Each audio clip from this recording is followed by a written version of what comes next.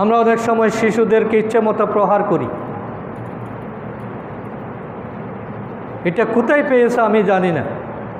আমি এক সময় ছাত্রদেরকে মারতাম, কিন্তু এইগুলো পড়ার পরে, একটু বয়স হওয়ার পরে আমি সেগুলোর জন্য আল্লাহর কাছে মাপ চাই, তওবা করি যে কত ভুল আমরা করে ফেলেছি।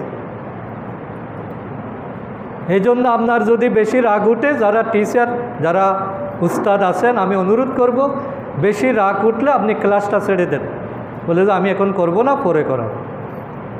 কিন্তু রাগের মাথায় গরুর মতো পিটানো, বেহুশ করে ফেলা, রক্তাক্ত করা, অঙ্গের ক্ষতি করা, হ্যাঁ, জোরে থাপ্পড় মেরে কানকে বধির করে দেওয়া, চোখে আঘাত করা, এগুলো প্রায় সময় কিন্তু আমরা দেখি।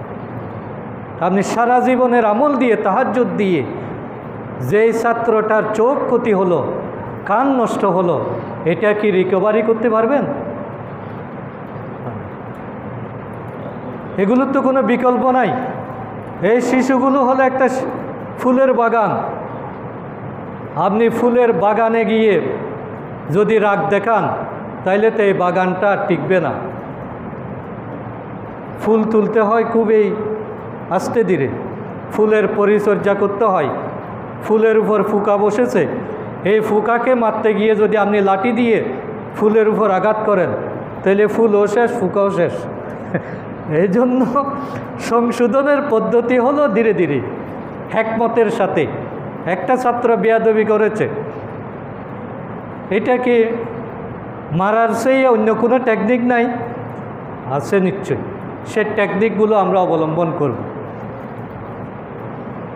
কিন্তু কাউকে আঘাত করার ক্ষমতা আমাদেরকে দেওয়া হয়নি।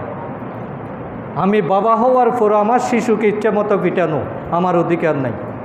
আমি মা হওয়ার পরে আমার মেয়ের উপর অত্যাচার করা, এই অধিকার ইসলাম আমাকে দেয় নাই। আমি স্বামী হিসাবে কোনো মহিলার উপর আঘাত করা, যত বড় অপরাধেই হোক, কোনো ধরনের আঘাত করা যাবে না। কিন্তু আমরা প্রায় সময় দেখি যে স্বামীর মায়ের কারণে স্ত্রী হসপিটালে চলে যেতে হয়েছে, অঙ্গহানি হয়েছে।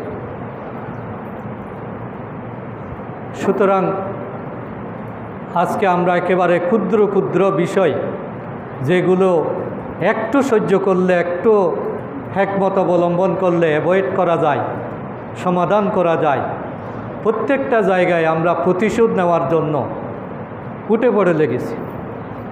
5 টাকা ভাড়া নিয়ে রিক্সাওয়ালার সাথে